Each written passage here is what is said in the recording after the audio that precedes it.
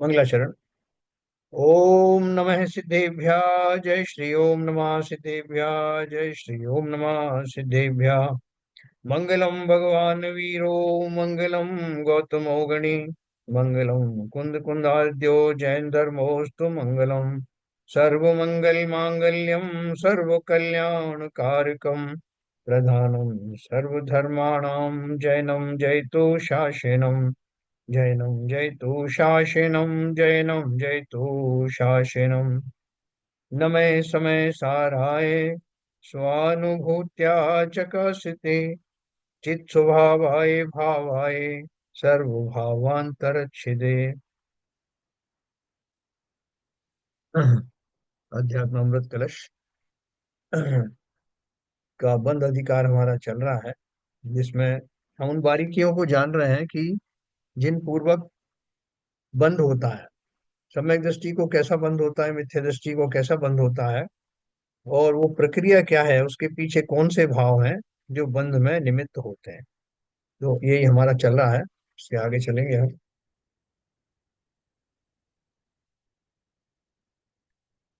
Hello.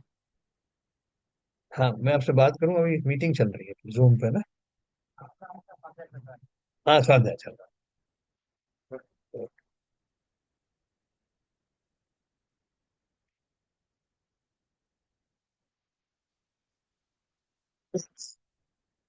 तो अपन बात करेंगे आगे। हम्म,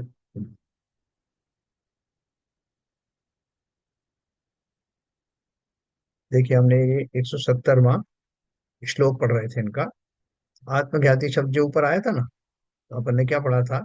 मिथ्या दृष्टि पुण्य का उपार्जन भी करे तो उसके फलस्वरूप प्राप्त पंचेंद्रियों के विषयों में फंसकर पुनः पाप बंद करेगा। है ना, फर्क देखना।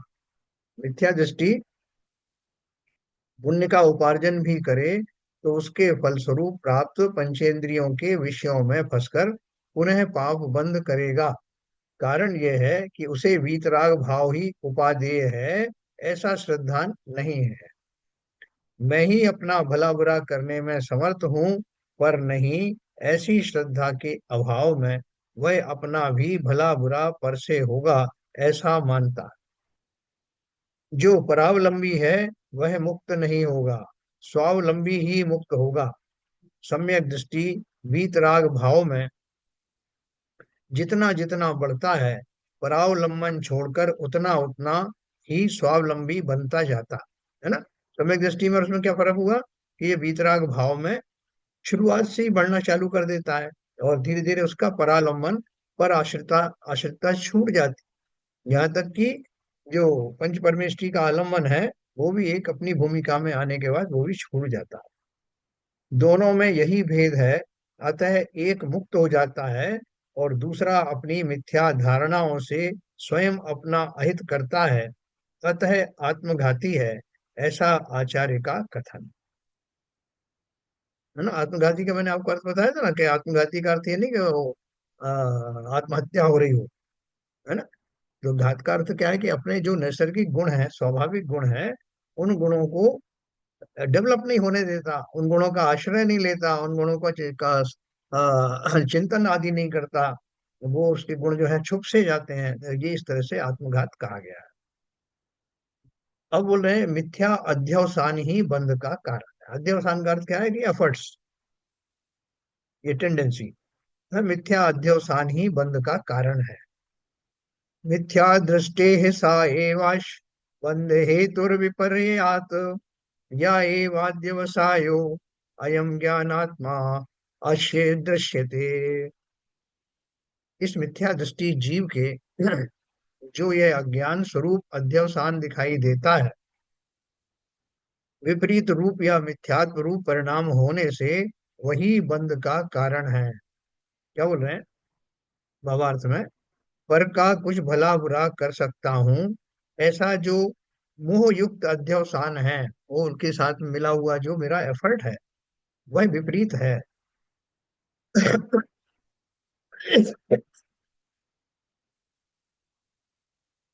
आत्महित के विरुद्ध अतत्व श्रद्धान रूप है, अतः वह बंध का कारण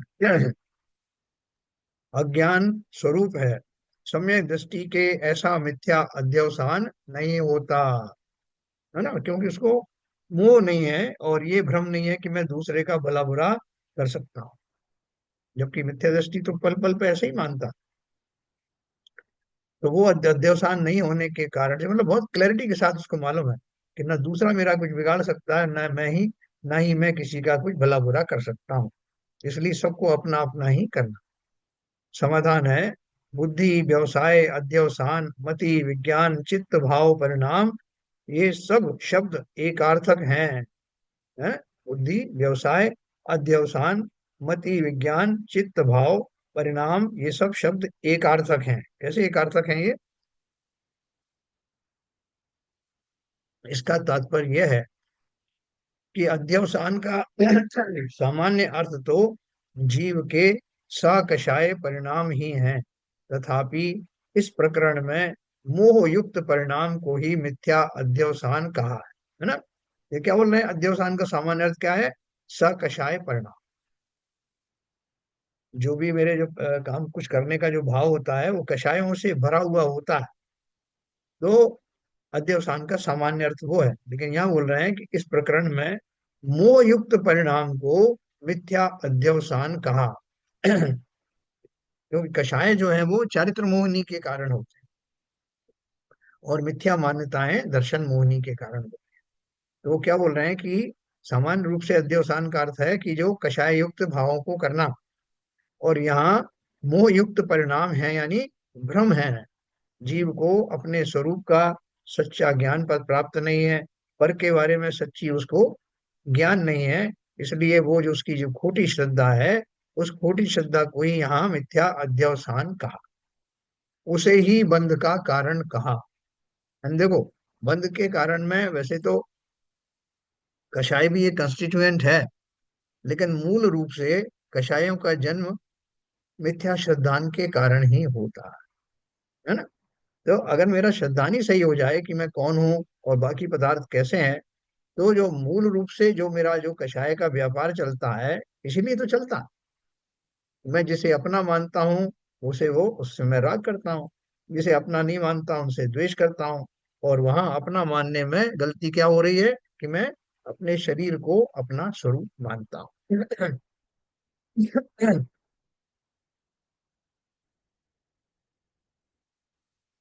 समय सार गाथा 271 में ये सब दिया है। फिर 255 नंबर का प्रश्न है कि बंध तो सम्यक दृष्टि को भी होता है, ऐसा शास्त्रों में कहा। पिछले समाधान में भी कहा गया है, तो क्या वह अध्यवसान भाव नहीं है? अध्यवसान भाव नहीं है? कौन सा? पिछले समाधानों में कहा गया है कि सम्यक दृष्टि को भी बंद होता है। जब बंद होता है तो उसका जो है अध्यवसान भाव होंगे, मतलब वो मिथ्यात्व से भरा हुआ होगा, क्योंकि आपने अभी अध्यवसान की बात करी थी ना। तो अध्यवसान के लिए कंडीशन क्या है? या तो मोह हो या कषाय हो। और बंद उसको हो रहा है, इसका मतलब इन दोनों में से कोई होगा। समाधान दिया, सम्यक दृष्टि का अध्यवसान मोह रहित होने से इस प्रकरण में अध्यवसान नाम नहीं पाता है। यहाँ जो हम उसको बोल रहे हैं, अध्यवसान नाम किस लिए बोल रहे हैं वो क्लेरिफाई कर रहा है। सम्यक दृष्टि का अध्यवसान मोह रहित होने से इस प्रकरण में अध्यवसान नाम नहीं पाता। मिथ्या अध्यवसान को ही यहाँ अध्यवसान व बंध का कारण कहा है। यही कारण है कि सम्यक दृष्टि जीव को मिथ्या अध्यवसान के अभाव में अबंधक ही कहा है। तो उसको ये मिथ्या अध्यवसान नहीं होता, इसलिए अबंधक है।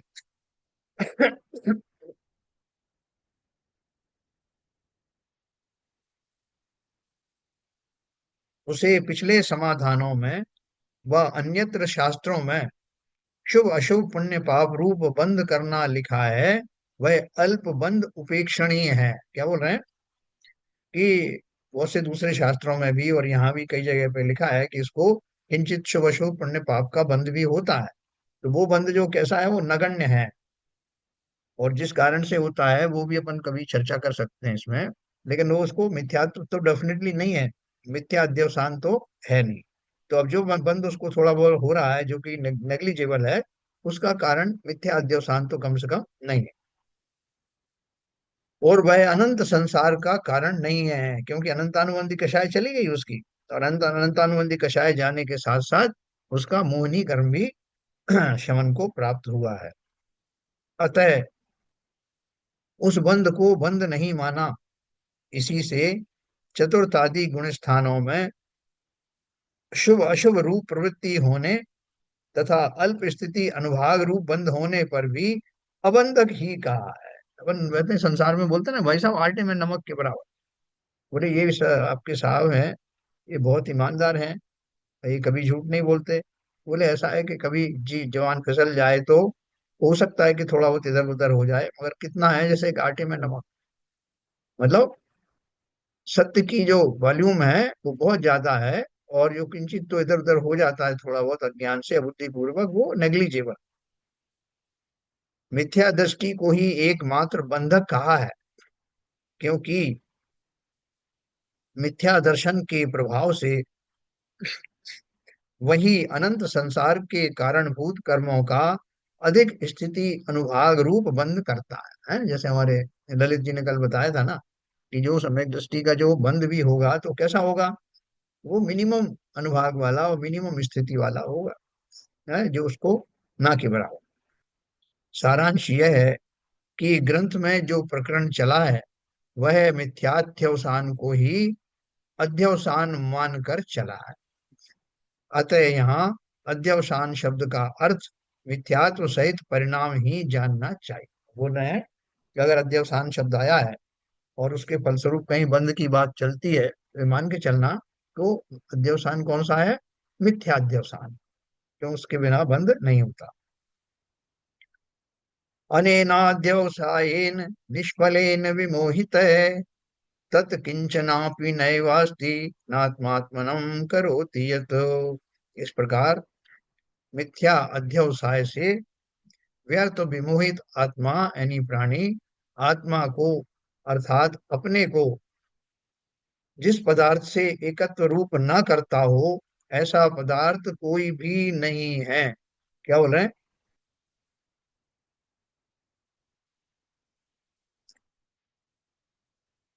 नीचे उसका वो क्लैरिफिकेशन दिया है। मैं पर का करता हूं, पर मेरा करता है। मैं पर को चाहे जैसा कर सकता हूं, और पर मेरा कुछ भी इष्ट अनिष्ट कर सकता। ऐसे मिथ्या विकल्पों से मोहित होकर अपने को पर पदार्थ से एकत्व रूप स्थापित कर अपना इतना अनिष्ट करता है जितना अनिष्टतम कार्य हो सकता है। कितना अनिष्ट करता है कि मैक्सिमम जो हो सकता पॉसिबल, सबसे अंतिम अनिष्ट 5 प्रकार संसार का परिवर्तन है। अपन ने पढ़ा था ना 5 प्रकार का परिवर्तन, काल परिवर्तन, क्षेत्र परिवर्तन, भाव परिवर्तन, भाव परिवर्तन, ये सब पढ़े थे अपन ने। मतलब एक परिवर्तन में अनंत अनंत वर्ष चले जाते, उद्गल परावर्तन। तो उसका स्वरूप हमने पढ़ा था। तो बोल रहे हैं कि जीव मैक्सिमम मैक्सिमम अनिष्ट भी कर सकता है, जो 5 प्रकार का संसार परावर्तन या परिवर्तन के नाम से जाना जाता है।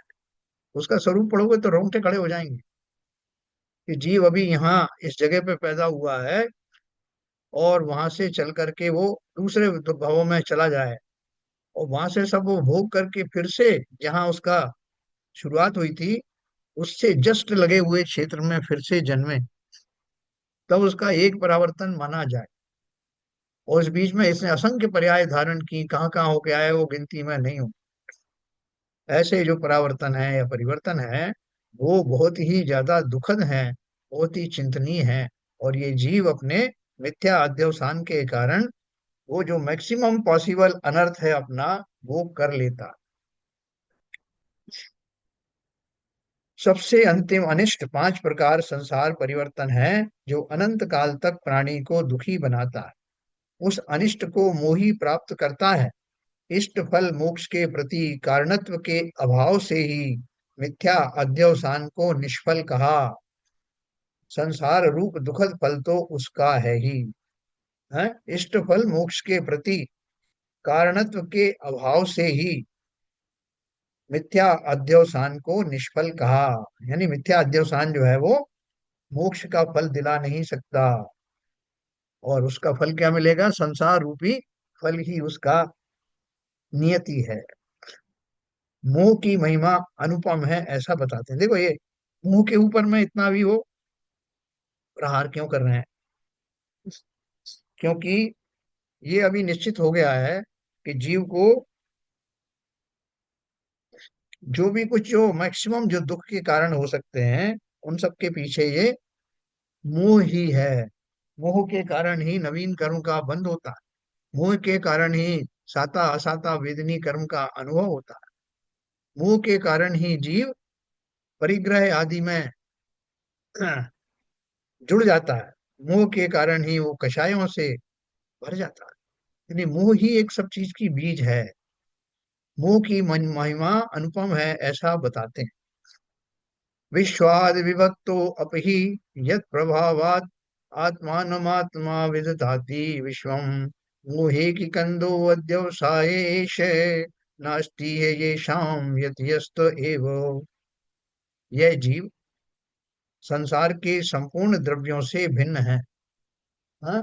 तथापि जिस अध्यवसान के प्रभाव से अपने को विश्व के स्वरूप से अभिन्न रूप बनाता है, अर्थात मानता है, यह उसका मोह मूलक अध्यवसाय है। अर्थात इस प्रकार के अध्यवसाय की जड़ मोह कंद ही है। जिनको यह नहीं है वे ही यति हैं। यति माने उन्हीं या साधक जो। देखो भावार्थ में बताया, मिथ्यात्व के उदय में जो पर के साथ एकाकार की बुद्धि है, वह मोह परंपरा की जड़ है। उससे अनंत काल तक प्राणी पर में मोहित हो भटकता रहेगा। मिथ्यात्व को इतना बुरा क्यों बताया? बोल रहे हैं मिथ्यात्व के उदय में जो पर के साथ एकाकार की बुद्धि है, वह मोह परंपरा की जड़ है। पर के साथ एकाकार क्या है? पर क्या है? मूल रूप से तो मैं शरीर है ना मेरा, वो मेरा, उसको मैं एकाकार रूप मान करके अपना ही स्वरूप मानता हूँ। यही मोह की परंपरा की जड़ है। पर पदार्थों को अपना मानना, स्व को अपना नहीं मानना, यही तो मोह की महिमा।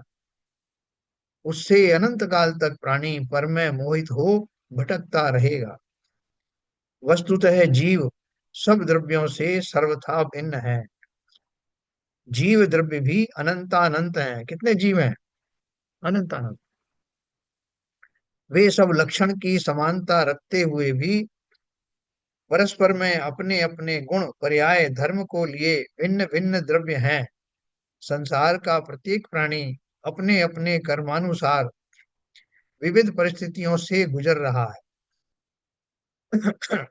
एक घर में रहने वाले माता पिता भाई बंधु अपने अपने कर्मोदय के अनुसार सुख दुख भोगते हैं। कोई किसी का सुख दुख बांट नहीं सकता। अतः वे भी पृथक पृथक हैं। वो भी आए थे ना हमारे विशुद्ध सागर महाराज, तो उन्होंने बोला था ना, मैं अखंड भी हूँ, मैं खंड खंड भी हूँ। है ना? दोनों बातों को समझना ना।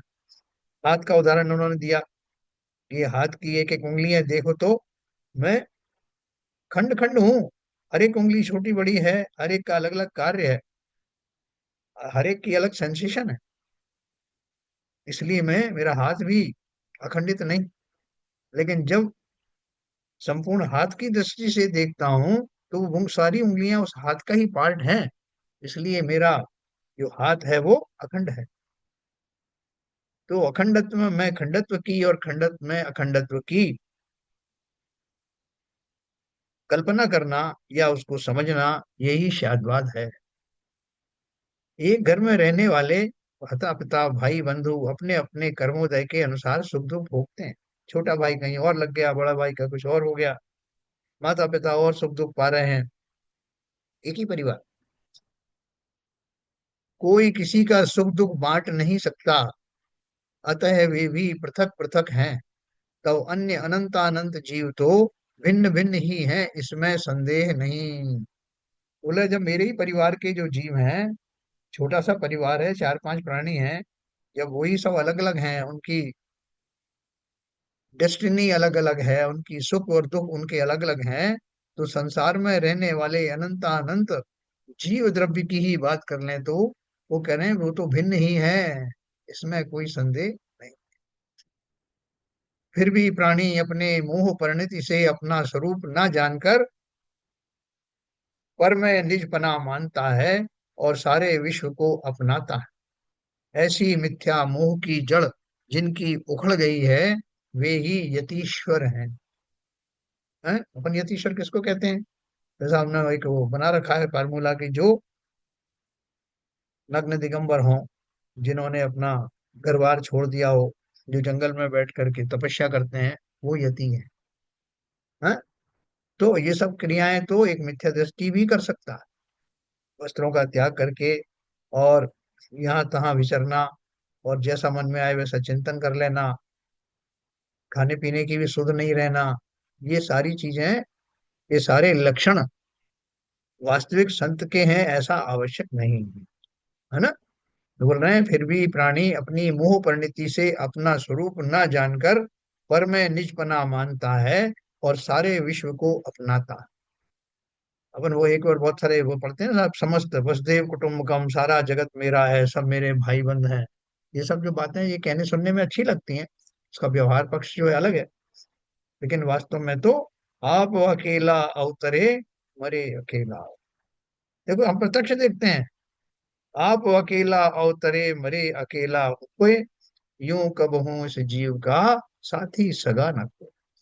प्रत्यक्ष देख रहे हैं, बेटे से बाप जुदा हो जाता है, बाप से बेटा जुदा हो जाता है, कोई कुछ कर नहीं पाता, आंखों देखे हुए वृद्ध पिता के सामने उसका जवान पुत्र दम तोड़ देता है, और कोई चाहकर भी उसको बचा नहीं पाता।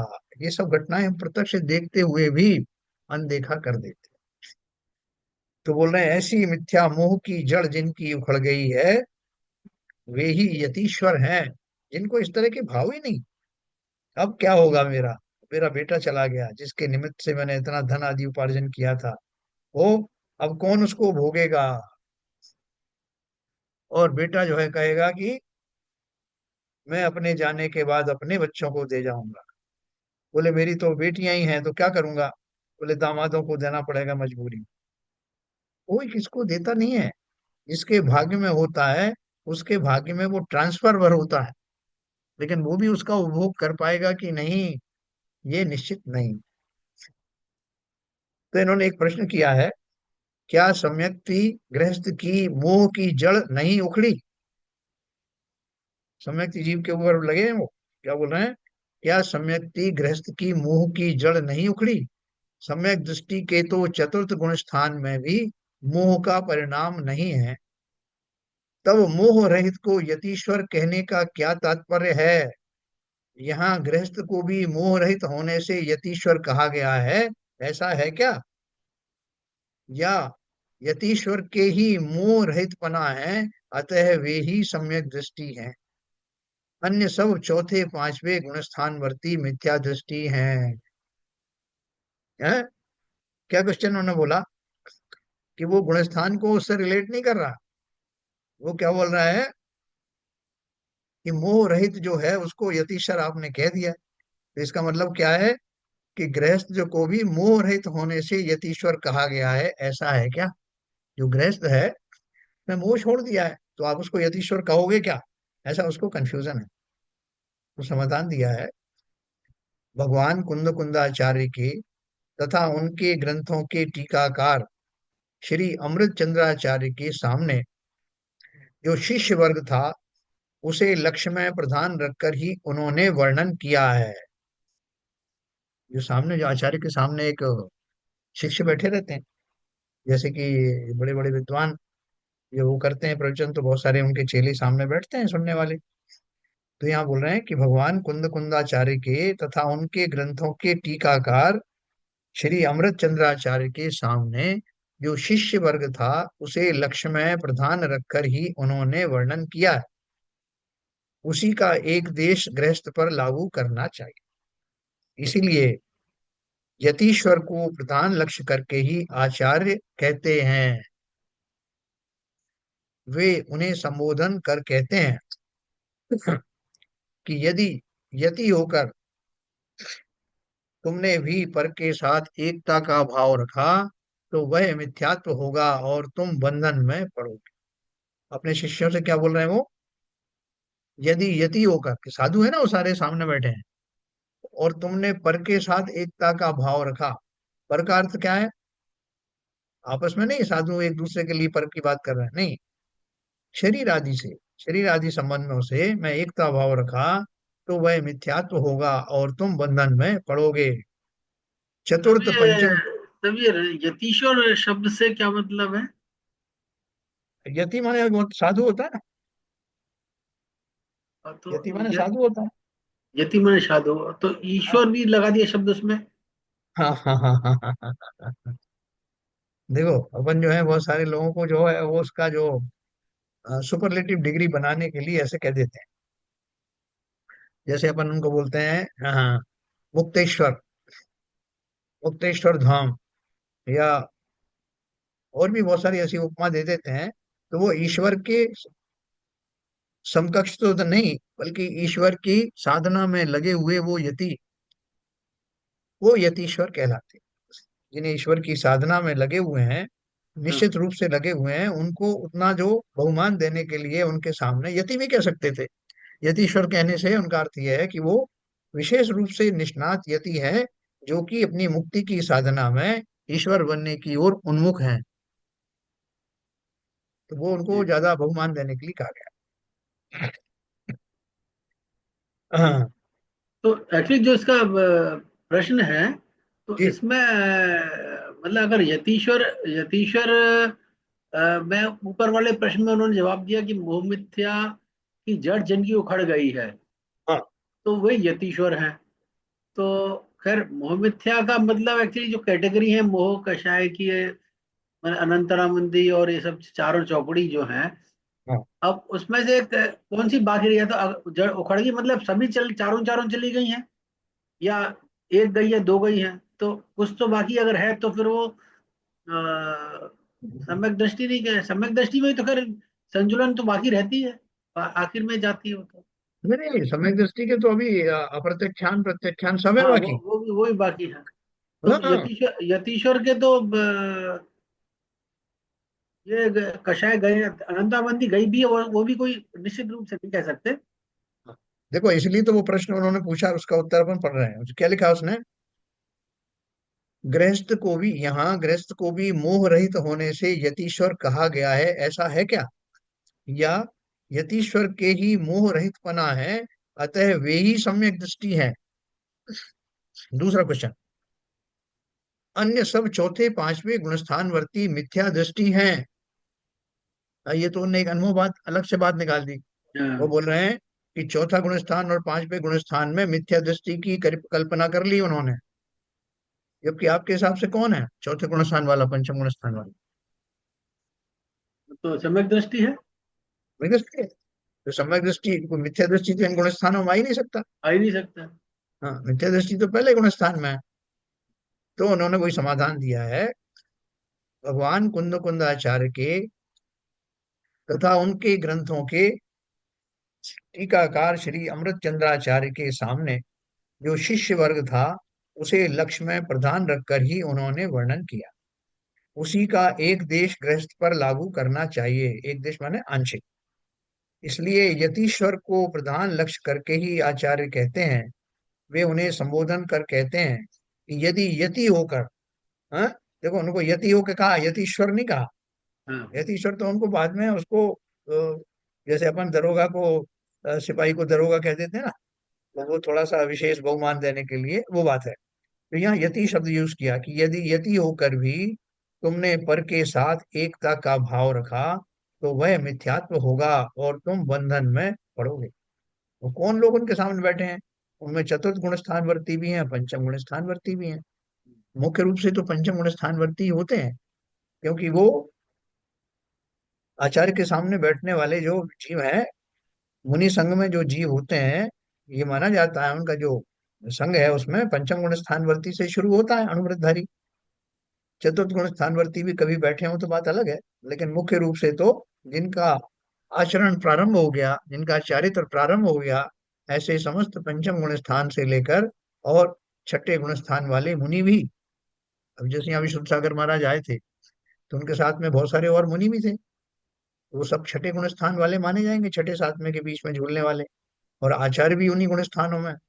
तो आप बोल सकते हो कि साहब इनमें इनमें फर्क क्या हुआ, वो आचार्य क्यों और बाकी नीचे क्यों बैठे। हाँ, क्योंकि उनकी साधना दीर्घकालीन साधना है, और वो उस तपस्या के फलस्वरूप विशेष रूप से उनके 36 गुण होते हैं, जिनसे वो आचार्य का पद उन्हें दिया जाता है। उनको विशेष रूप से ज्ञान होता है संघ को चलाना और आचार संहिता का पालन करना और कराना। ठीक है सर। तो वो क्या बोल रहे हैं, यदि यति होकर भी तुमने पर के साथ एकता का भाव रखा तो वह मिथ्यात्व होगा और तुम बंधन में पड़ोगे। अभी देखो मुनि संघ में आपस में प्रेम भाव होगा कि नहीं होगा, इतने सालों से साथ रह रहे हैं, साथ साथ उनका विहार होता है, तो उनमें भी आपस में प्रेम हो सकता है। तो बोले प्रेम होना अलग बात है, लेकिन मोह नहीं होना। इन दोनों के बीच में बिल्कुल फाइन डिफरेंस है। संस अपने परिवार के साथ में प्रेम से रहो, लेकिन मोह के साथ मत रहो। आप बोलोगे ये तो साहब बहुत मुश्किल काम है, ऐसा तो होता ही नहीं। लेकिन इस डिफरेंस को हमको समझना है और तदनुसार व्यवहार करने से हम अगली पर्यायों से जुड़ेंगे नहीं। आप देखो मेरी पर्याय ऐसे थोड़ी छूटती है, कितने कितने कालों से ये सब मेरे आसपास जो दिखाई देने वाले पति पत्नी भाई बहन, ये सब मेरे किसी ना किसी रूप में रिश्तेदार बने हुए हैं। आज की बात नहीं, जो कल पिता था वो आज पुत्र बन गया, जो आज पुत्र है वो कल पिता बन जाएगा, जो पत्नी थी वो पति बन जाएगा। ये सारी चीजें उलटफेर होती रहती हैं।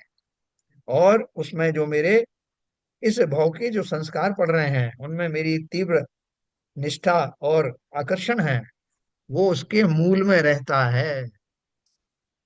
एक ऑर्बिट तो बिल्कुल क्लोज वाली होती है, एक दूसरी थोड़ी बड़ी ऑर्बिट होती है, लेकिन वो सारे जीव आपके जीवन में कहीं ना कहीं किसी ना किसी रूप में अवश्य आएंगे। और इन चक्रों को तोड़ने के लिए सेठ से मुनीम बनना बहुत आवश्यक है, तभी वो चक्र टूटेगा। तो अपन सोचते हैं कि ये कितना भारी काम है, हमारे तो समझ में नहीं आ रहा। और भगवान ने न केवल इसको समझ लिया बल्कि उसको इम्प्लीमेंट किया। ऐसा अनुपम कार्य जिन्होंने किया हो, वो क्यों ना श्रद्धा के पात्र हो, क्यों ना श्रद्धा से मेरा मस्तिष्क उनके सामने झुक ना जाए। कितना अनुपम कार्य किया है जिसको मैं अभी सोच भी नहीं सकता कि ऐसा भी पॉसिबल है। तो देखो वो क्या बोल रहे हैं कि उन्होंने यतियों को संवाद दिया, उनको आदेश दिया कि यदि यति होकर भी तुमने पर के साथ एकता का भाव रखा तो वह मिथ्यात्व होगा और तुम बंधन में पड़ जाओ। चतुर्थ पंचम गुण स्थानी भी मोह रहित है, जैसे आप कह रहे हैं ना, चतुर्थ गुण स्थान वर्ती सम्यक के कारण मोह रहित है। अगर मोह युक्त होता तो हटाएगा सम्यक, है ना, क्योंकि सम्यक का बीज ही मोह से रहितता है। पहला गुण स्थान में तो मोह है, चतुर्थ गुण स्थान का अर्थ ही ये है कि जो मिथ्यात्व का पोषक ना होकर, मिथ्यात्व को धारण ना करके अपने स्वरूप को जानता है, भले ही वो अभी अनुव्रत आदि का धारण विधिवत नहीं उसने किए हों, करने की रास्ते पर है, लेकिन ऐसे गुण वालों को मैं चतुर्थ गुण स्थानवर्ती मानता हूँ। और जिसने व्रत प्रतिमा आदि धारण कर ली वो सब पंचम गुण स्थानवर्ती हो गए। चतुर्थ पंचम गुण स्थानी भी मोह रहित है, वह भी पर के साथ रहता हुआ भी उनसे एकाकारता नहीं रखता। यति तो समस्त ग्रहारंभ धनादि परिग्रह परिवार आदि परिकर छोड़ चुका है, तब यति संज्ञा को प्राप्त है। हैं? आप उसमें देखेंगे इसकी जो परिभाषाएं दी ना, कि यति किसे कहते हैं, मुनि किसे कहते हैं, और बहुत सारे टर्म्स दिए हैं, ऋषि ऋषि किसे कहते हैं। तो वो उनमें बहुत फाइन डिफरेंस है, वो मैं आपको बताऊंगा भाई। गृहस्थ अभी उनसे छूट नहीं सका है। यति ने क्या कर दिया, ग्रह आरंभ धन आदि परिग्रह परिवार आदि परिकर छोड़ चुका है। परिक्रमा ने वो सब बाउंड्रीज, तब यति संज्ञा को प्राप्त हुआ है। गृहस्थ अभी उनसे छूट नहीं सका है, तथापि वह भी मोह रहित है। देखो, अपन जो है, जो दो शब्द आते हैं गृहस्थ और श्रावक, अपन को जन लगता है कि दोनों एक अर्थवाची वाची होंगे, एक ही चीज है। क्या ललित जी, श्रावक और गृहस्थ एक ही चीज है क्या?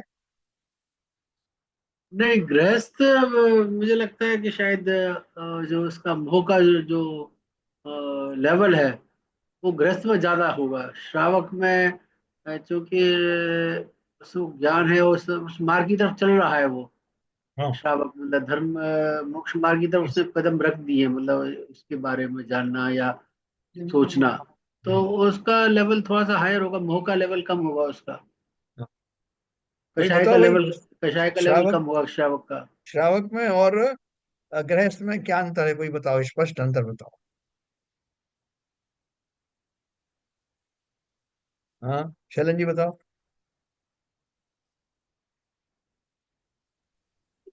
श्रावक तो सर पंचम गुण स्थानवर्ती को कहेंगे। हम्म। अ, और गृहस्थ तो चतुर्थ गुण स्थानवर्ती भी हो सकता है और मिथ्या दृष्टि भी हो सकता है गृहस्थ तो। हाँ, बराबर।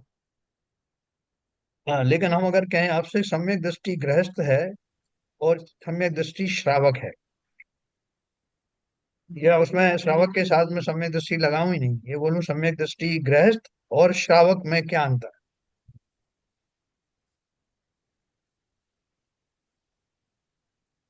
तो श्रावक में तो सर थोड़ा सा जो त्याग है वो, त्याग का लेवल है वो बढ़ना शुरू हो जाता है। है? जैसे कि वो क्षुल्लक जी जो होते हैं और हाँ, देखो वो जो 11 प्रतिमाएं जो बताई ना श्रावक की, मैंने शब्द ही यूज किया, श्रावक की 11 प्रतिमाएं। तो श्रावक का अर्थ क्या हुआ? सम्यक दर्शन होने के बाद जिन्होंने उन 11 प्रतिमाओं से में से कोई तीसरी चौथी प्रतिमाएं धारण की हैं, दूसरी प्रतिमा से प्रारंभ होता है श्रावक पना। क्योंकि दूसरी प्रतिमा जो है व्रत प्रतिमा कही जाती है। ठीक है, अपन जो एक आध हफ्ते के अंदर अंदर वो प्रतिमाओं के बारे में पढ़ने वाले हैं। पहली प्रतिमा सम्यक दर्शन है। हाँ, पहली प्रतिमा सम्यक दर्शन है, बिल्कुल सही कहा। और तो कैसा अभी जो सम्यक दर्शन? हम जो लोग जो यूज करते हैं श्रावक, बहुत कॉमनली यूज कर लेते हैं, वो तो एकदम गलत है इसका मतलब। हाँ बिल्कुल सही, इसलिए मैंने टॉपिक निकाला। जो अपन यूज कर लेते हैं एक अर्थवादी शब्द समझ करके कि भैया हम तो श्रावक हैं, हम कोई श्रावक नहीं है। नहीं, एक्चुअली देखा जाए तो जब श्रावक हम बोलते हैं जिनके प्रतिमा चालू हो जाती हैं, तो जी। हालांकि हमारे यहाँ पर मैं ऐसा मानते हैं कि वो दर्शन करने से दर्शन हाँ। प्रतिमा का प्राप्त हो गई। तो वैसा हाँ। नहीं है। दर्शन हाँ। मतलब आपको आपको सम्यक दृष्टि हो गए हो तो ही वो दर्शन प्रतिमा मानी हाँ, जाएगी। दर्शन मोह जिनका चला गया है, वही वास्तव में प्रथम प्रतिमा के धारी होते हैं, वही सम्यक दृष्टि होते हैं। जो साधारण सम्यक दृष्टि है, जो अभी श्रावक नहीं कहा जा रहा है, उसके भी दर्शन प्रतिमा तो होती ही है बाई डिफॉल्ट। ठीक है ना तो सर? फिर क्या चौथे गुण स्थान से पहली प्रतिमा चालू होगी? यस। यस। उसमें ही जो है वो सम्मिश्र, थोड़ा सा फर्क क्या आता है कि आप जब उसको पढ़ेंगे प्रतिमाओं को, तो जो पहली प्रतिमा है वो दर्शन प्रतिमा कैसी है? विकार रहित दर्शन, यानी जो सम्यक तो है, उसमें थोड़ा और निखार आने से, थोड़ा और निर्मल होने से, वो विकार रहित होने से उसको प्रतिमा का रूप उसी सम्यक दर्शन को दिया हुआ है। तो इसलिए जो साधारण जो सम्यक दृष्टि है, उसको ऐसा कहने में नहीं आता कि वो प्रतिमाधारी है। क्योंकि जब हम प्रतिमाधारी धारण करते हैं तो वो अपनी पहली प्रतिमा में और साज संवार करता है, अच्छे से उसको संभालता है, और फिर दूसरी प्रतिमाओं पर शुरू करता है। जैसे मेरे पास में बहुत सारे घड़े भरे हुए पड़े हुए थे, खाली घड़े। तो मैंने अपने घड़े को एक कहीं आड़ा तिरछा ऐसे रख रखे थे। मेरे पास जो पहला वाला जो घड़ा था वो भी थोड़ा सा तिरछा रखा हुआ था, एकदम बहुत विधिवत नहीं रखा था। लेकिन अब मुझे पता लगा कि मुझे इसके ऊपर में 10 कलर 10 और घड़े रखना है। तो मैं अब उस पहले वाले घड़े को जो थोड़ा सा तिरछा विरछा था उसको बड़े अच्छे से रखूंगा, उसको फूंक फाक करके साफ रखूंगा, क्योंकि उसके ऊपर और घड़े आने हैं। घड़ा तो पहले से ही था, लेकिन विशेष यत्न पूर्वक, विशेष झाड़ फूंक करके, विशेष निर्मलता के साथ उस अपने उस सम्यक को संभाल करके और फिर व्रत प्रतिमा आदि की ओर बढ़ना, वो श्रावक का कार्य है। देखो बहुत सारे लोग ऐसे मिलेंगे आपको जिन्होंने व्रत प्रतिमाएं तो ले ली, लेकिन उनको मालूम नहीं है कि इन प्रतिमाओं का अर्थ क्या है। मैंने जो प्रतिमा ली है, उस प्रतिमा से नीचे की जो प्रतिमा है, उनके सारे नियम भी ऊपर वाली प्रतिमा में पाले जाते हैं। जैसे हम पहली क्लास में पढ़ते हैं, दूसरी में पढ़ते हैं, पांचवी में आते हैं, तो पहली दूसरी की जो पढ़ाई है वो भी काम में आती है ना। तो ठीक उसी प्रकार से ये प्रतिमा धारण बहुत उत्कृष्ट बात है। और जो उसको वास्तव में उसका स्वरूप समझ करके उसका पालन करते हैं, उनके भाव ही अलग हो जाते हैं, निश्चिंत हो जाते हैं। अब 10वीं 11वीं प्रतिमा के धारी जो जीव हैं, उनको 10वीं प्रतिमा वाले को कोई कहता नहीं कि आप घर छोड़ दीजिए, लेकिन स्वतः ही उनके भोजन संबंधी, आरंभ परिग्रह संबंधी राग समाप्त होने के बाद घर में मन लगता नहीं, घर में वो खटराग तो करना पड़ेगा ना। तो मुनि संघ में चले जाते हैं और वहां उन खटराग से भी मुक्त होकर अपनी आत्म साधना का उत्कृष्ट प्रयास करते हैं। ये कार्य करने जैसा है। अब बोलोगे साहब कैसे करें, व्रत तो हम पालन कर लें, लेकिन सही में सम्यक का क्या करें? वो पहली प्रतिमा आप दिला दो तो बाकी तो हम कर लेंगे इंतजाम। पहली प्रतिमा लाने के लिए ही आपको थोड़ा प्रयत्न करना है। बाकी की प्रतिमाएं आसानी से सध जाने वाली हैं, क्योंकि पहली प्रतिमा जो है आपका मिथ्यात्व को छुड़ा देंगी, जो आपका मोह है उससे आपको निवृत्त कर देंगी, और तब जो आपके आचरण संबंधी शुद्धि है वो अवश्य ही होने लगेगी। इसलिए शास्त्रों में कहा कि भैया तुम कैसा भी करके मर कर भी सम्यक प्राप्त करना, इस पर्याय को ऐसे मत जाने देना। ये बहुत ही उत्तम पर्याय है। इसके बाद हम किस पर्याय में जाएंगे हमें पता नहीं, इसलिए इतना उन्होंने उपदेश दिया इसका। तो देखो अपन बात कर रहे थे, थोड़ा सा और पढ़ेंगे।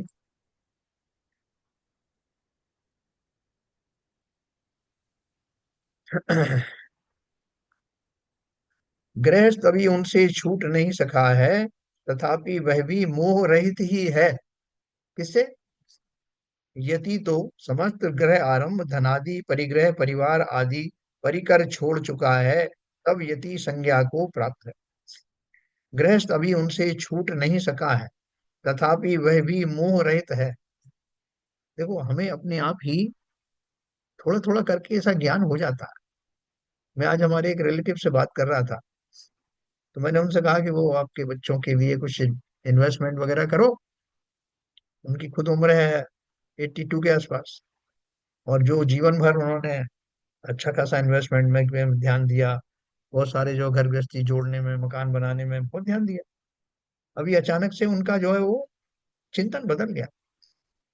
उन्होंने बोला कि देखो मैं ज्यादा से ज्यादा 3 4 साल और जीऊंगा, वो 3 4 साल में जो कुछ भी जोड़ा जाएगा उसका भोग कौन करेगा? मैं तो अभी इसका ही भोग नहीं कर पाता। क्या शरीर की जो है अवस्था हो गई है, क्या जो है मेरा जो पाचन तंत्र है, सब ऐसा ही हो गया कि किसी भी क्षण मेरी फ्लाइट आ सकती। तो जब उसके लिए कुछ करना नहीं है, तो बच्चों के लिए मैं क्या करूंगा? बच्चों के लिए जितना करना था मैंने किया, और जितना करना है वो कर रहे हैं, वो अपने बच्चों के लिए भी कर रहे हैं। इसलिए मैं तो किसी को सलाह नहीं दूंगा कि ये इन्वेस्टमेंट करो और इसमें फंसो। सब एक दूसरे को करके चले जाते हैं, कौन उसको भोग पाता है? ऐसा चिंतन स्वयं में आने लगता है एक अवस्था विशेष होने पर। लेकिन उसके पहले ही जो समझ जाते हैं वो प्रतिमाएं भी धारण कर पाते हैं, वरना इस चिंतन का जो है वो बहुमूल्य समय निकल जाता है, उसका पूरा पूरा लाभ हमें मिल नहीं पाता। तो बोल रहे हैं कि यति ने तो ये सब छोड़ दिया, गृहस्थ अभी उनसे छूट नहीं सका, क्योंकि वह भी मोह रहित है। मोह तो रहित हो गया, लेकिन फिर भी अभी उससे घर परिवार छूट नहीं रहा। तो क्यों नहीं छूट रहा है? इसलिए नहीं छूट रहा है कि वो अभी सोच रहा है कि मैं अगर बाहर चला गया, घर छोड़ दिया तो शायद मुझे भोजन भोजन की संबंधी दिक्कत शायद आ जाए, और कोई मुझे संभालने में कोई सक्षम ना हो, और वो जो संघ है उसके ऊपर क्यों बोझा लादा जाए। ऐसे बहुत सारे प्रश्न उसके दिमाग में आते हैं, लेकिन वैसा वाला मोह उसको नहीं है जैसा कि मिथ्या दृष्टियों को होता है। और एक दिन वो अपना इस बाउंड्री को भी छोड़ करके, गृहस्थी को त्याग करके अवश्य ही गृहस्थ बन जाता है। गृहस्थ ही तो मुनि बनते हैं। और गृहस्थ की वो 11 प्रतिमाओं में होने वाला लेवल अपन जब पढ़ेंगे तो आपको रोमांच आएगा। वस्तुतः बाह्य त्याग करने का उतना बड़ा महत्व तभी है जब वह मोह के परित्याग पूर्वक हो, अन्यथा उसका मोक्ष मार्ग में कोई महत्व नहीं है। क्या बोल रहे हैं? बाह्य त्याग करने का उतना बड़ा महत्व तभी है जब वह मोह के परित्याग पूर्वक हो, अन्यथा उसका मोक्ष मार्ग में महत्व नहीं है। इसी बात को निर्देश करने का तात्पर्य श्री अमृत चंद्र स्वामी का इस कलश में है। वे मोहजन्य अध्यवसाय से दूर यति को ही यतीश्वर कहते हैं। देखा आप, उन्होंने उसको सुपरलेटिव डिग्री क्यों लगाई? जो मोहजन्य अध्यवसाय से दूर यति को ही यतीश्वर कहते हैं। आप बोलोगे कि इसको यतीश्वर कहने की जरूरत क्या है, आप यति कहो ना, कि मोहजन्य अध्यवसाय से दूर किया, तो वो सम्यक दृष्टि तो हो ही गया। और सम्यक दृष्टि होकर के उसने कुछ अपने एक आध प्रतिमा धारण कर ली, तो उसको आप यतीश्वर क्यों कह रहे हो? वो इसलिए कह रहे हैं कि इसका तात्पर्य यह भी है कि मोह से दूर रहकर मोह की समस्त सामग्री का परित्याग करना ही मोक्ष मार्ग में इष्ट है। देखो, आपसे कोई कहे, वहां रोज बोलियां लगती ना मंदिर में, आपसे कहे भाई साहब ये मंदिर आपके लिए बन रहा है, अपनी चंचला लक्ष्मी का त्याग करो, इस परिग्रह को छोड़ो और मंदिर की ये बोली ले लो। हाँ? तो आप भी सोचोगे यार, दो तीन चीजें सोचोगे कि चलो मंदिर बन रहा है, थोड़ा मैं भी इसमें कर देता हूँ, ये भी क्या याद करेंगे, और दूसरा ये कि सबका नाम हो रहा है, मैं भी थोड़ा सा नाम कर लूं। ऐसे बहुत सारे भाव आपके साथ में घटित होंगे। लेकिन भाव ऐसा नहीं कि वास्तव में ये लक्ष्मी यहीं चली जाएगी, छूट जाएगी, जब शरीर ही मेरा नहीं तो ये सब कहाँ रहने वाला है। ये ऐसा भाव बनने की बहुत संभावना कम है। जिनके ऐसे भाव बन गए हैं, जैसे बनारसी दास जी के हुए, जो निरंतर उस परिग्रह को छोड़ने पर उतारू थे, ऐसा भाव जिनको बनता है, ऐसे ज्ञानी साधु ही यतीश्वर कहलाते हैं। यानी है, समय दृष्टि है, और उनका बहुत स्ट्रांग चिंतन है। उनका जो भी त्याग हो रहा है वो उस नियम के अंतर्गत, उस चिंतन के अंतर्गत हो रहा है कि संसार में कोई किसी का नहीं, संसार का कोई पदार्थ किसी के काम आने वाला नहीं। इसलिए गृहस्थ की चर्चा ना कर यति की चर्चा की है। चतुर्थ पंचम गुण स्थान में वह मिथ्या व्यवसाय तो नहीं है जो पर के साथ एकता का प्रदर्शन करे, तथापि वह राग भाव का सर्वथा परित्याग तो नहीं कर सका जो करना था।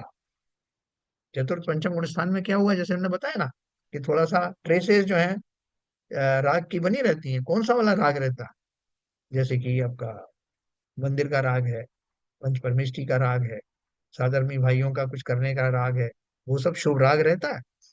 तो उसको तो वो एक्सेप्ट कर रहे हैं, वो कह रहे हैं चतुर्थ पंचम गुण स्थान में वे अध्यवसाय तो नहीं है, कौन सा? मिथ्या, जो पर के साथ एकता का प्रदर्शन करे, तथापि वह राग भाव का सर्वथा परित्याग तो नहीं कर सका जो करना था। अतः यतियों का अनुयायी वह है, पर यति नहीं है। है हम और आप कौन है? यतियों के अनुयायी हैं। आप बोलोगे हमारा आपको समय दर्शन कहाँ मिला? अरे मान लिया कि चलो मिल गया, तभी हम मुनियों के सामने गिर गिर पड़ते हैं कि नहीं? हमें दृष्टि भी गिर गिर पड़ेगा। तो उनका अनुयायी है कि जो काम मैं नहीं कर पाया, जो गृहस्थी अभी तक मैं छोड़ नहीं पाया, उसको निरपेक्ष भाव से छोड़ने में जो सक्षम है, उनके सामने मेरा मस्तक नतमस्तक है। यति तो उसे ही कहते हैं जो अपने स्वरूप में ही संयत हो। अतः यतीश्वर से जो तात्पर्य है वह यहाँ स्पष्ट कर दिया गया। ठीक है सर, कुछ कमी तो नहीं रहेगी इस परिभाषा में? सर अध्यवसान। इसका मतलब हाँ, सर ये हुआ कि चतुर्थ गुण स्थान वाले को भी यति तो बोल सकते हैं, लेकिन यतीश्वर छठे गुण स्थान वालों को बोलेंगे, ऐसे हुआ। चौथे वाले को तो यति बोलेंगे नहीं, चौथे वाले को तो नहीं बोलेंगे, लेकिन हाँ पंचम गुण स्थान वाले को अपन बोल सकते हैं। ओके। क्योंकि वहां पे जो अनुव्रत आदि धारण होते हैं, उनमें वास्तव में परित्याग करने के भाव पॉजिटिव रूप से होते हैं।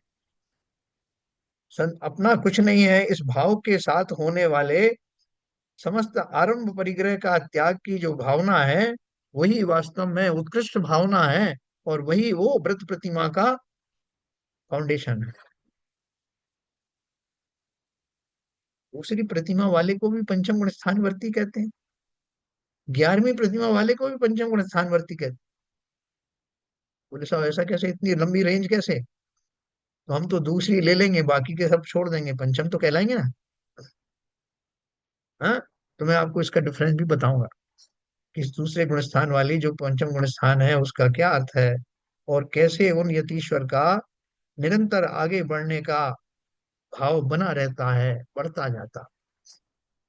तो जैसे आज अपन। इसमें हाँ, इसमें सर एक शंका है। जैसे बोलिए। इसमें आपने बताया कि मोहजन्य अध्यवसाय से दूर यति को यतीश्वर कहते हैं। जी। तो ये जो यतीश्वर जो संज्ञा है वो तो चार चौथे गुण स्थान से ऊपर जो जीव है उसके लिए हुई हाँ, नहीं है। हाँ, हाँ, जैसे पांच में हो छठे में हो जैसा विपुल जी कह रहे हैं। तो जी, ये जो चौथे गुण स्थान के ऊपर जो है, हाँ, क्योंकि उसने इन्होंने भी वो सब चालू कर। इसका जैसे अगली लाइन में आपने बताया कि इसका तात्पर्य है कि मोह से दूर रहकर मोह की समस्त सामग्री का परित्याग करना ही मोक्ष है। इसलिए गृहस्थ ये मतलब बाकी चीजें भी उसने शुरू कर दी हैं एक्चुअली। देखो मैं आपको, बहुत अच्छा आपने पूछा क्वेश्चन। वो एक मुनिराज थे, जो अपनी पत्नी को छोड़ करके मुनि बने थे किसी दूसरे साधर्मी मुनि के कहने पर। हाँ, क्या नाम था उनका? डाल। हाँ। तो वो मुनि जो थे, वो उनके साथ रह के काफी दिन से तपस्या करते, मुनि की तपस्या कर रहे थे। मुनि की मुद्रा भी धारण की हुई थी, मुनि के सारे आचरण का पालन कर रहे थे। पुष्पडाल नाम था उन मुनिराज का। तो वो, उनके साथ में जो मुनिराज थे वो थोड़े सीनियर थे। उनका नाम ये था, वारिशेन। तो वारिशेन जो मुनि थे, उनके साथ में रहते थे, वारिशेन राजकुमार थे, और ये उनके साथ रहते थे। ये अपनी पत्नी को छोड़ के आए थे जो काणी थी, लेकिन उनको इतना उससे लगाव था कि वहां मुनि रहते हुए सारी मुनि की चर्याएं पालन करते हुए भी अंदर से उनको उसका ख्याल बना रहता था। तो उनकी गृहस्थी तो छूट गई, लेकिन गृहस्थपना छूटा नहीं। और इस बात को वो वारिशैन मुनि समझ गए कि इसने छोड़ा, बाहर से तो सब छोड़ दिया, लेकिन अंदर से गृहस्थपना छूटा नहीं। तो उन्होंने कुछ उपाय किए, वहां अपने महल में लेके गए, उनकी एक से एक सुंदर रानियां थी। उन्होंने मैसेज भिजवा दिया था, सब बहुत अच्छा श्रृंगार करके आना। क्योंकि माता जी को बहुत ताज्जुब हुआ कि ये तो सब छोड़ के चला गया है, ये क्यों इस तरह की बात कर रहा है। लेकिन वो समझ गई जब उनको पुष्पडाल को लेकर के आए। पुष्पडाल जी ने देखा कि जिसकी इतनी सुंदर सुंदर रानियां हों, जिन्हें उसे छोड़ करके उनके प्रति किंचित भी भाव नहीं आता, और मैं कैसा मूर्ख हूं जो अपनी उस काणी पत्नी को अभी तक खोज रहा हूं। उसके प्रति मेरा आकर्षण जाता नहीं, बाहर से देखने वालों को नहीं पता लगेगा। हाँ, कि वो इस तरह का भाव उनके अंदर है, ऐसा किसी को नहीं मालूम पड़ेगा। वो तो बहुत अंतरंग थे उनके साधर्मी साथ में रहने वाले मुनि, इसलिए वो सब समझ गए। तो बाकी सब पालन कर रहे हैं, अनुपालन कर रहे हैं, ये सिद्धांत भी जानते हैं कि कोई किसी का नहीं, लेकिन वो उनका जो संस्कार थे मुंह के, वो छूट नहीं रहे थे। जिस क्षण वो छूट गए, वहां से लौट के आके उन्होंने कहा, अरे मैं कहाँ चक्कर में पड़ा। उसी दिन वारिशण ने कहा कि आज से तुम वास्तविक यति हो गए हो, वास्तविक मुनि हो गए हो। बोले पहले नकली था क्या? बोले अपने आप से पूछो कि क्या कमी थी। तो ये जो यतिपना है, मतलब बाह्य भूमिका में उस तरह के स्वांग रखना, उस तरह के आचरणों को करना, ये तो यति की भूमिका हुई। लेकिन संपूर्ण रूप से गृहस्थपने को तिलांजलि दे देना, ये यतीश्वर की निशानी। ठीक है सर। जी। तो कल अपन जो है इसको और थोड़ा सा आगे पढ़ेंगे, तो बहुत रोमांचकारी चीजें हैं, इनको जब इनकी व्याख्या करते हुए भी अपन को भावों से भर जाते हैं कि कब होगा वो, कौन सा दिन आएगा जब मेरा चिंतन भी इसी जाति का होगा। इतने ही क्षणों के लिए सही, कुछ क्षणों का ऐसा चिंतन ही दीर्घकालीन चिंतन बन जाता है, प्रोवाइडेड मुझे इसमें श्रद्धा बनी रहे और ये महसूस करूं कि कब मेरी इस पर्याय में वो सब यतिपना समझने का कम से कम भाव आ जाए। चलिए, बहुत बढ़िया अपन ने ये सब पढ़ा। कल अपन ये 173 नंबर का कलश पढ़ेंगे, और ये इसके माध्यम से हमें सातिशय पुण्य का लाभ होता है। जब हम ये चर्चा करते हैं या एनालिसिस करते हैं, तो हम उस लोक में पहुंच जाते हैं, इसलिए ना चाहते हुए भी या अनजाने में भी हम वैसा सातिशय पुण्य का संचय करते हैं। चलिए, समय हो गया। ललित जी।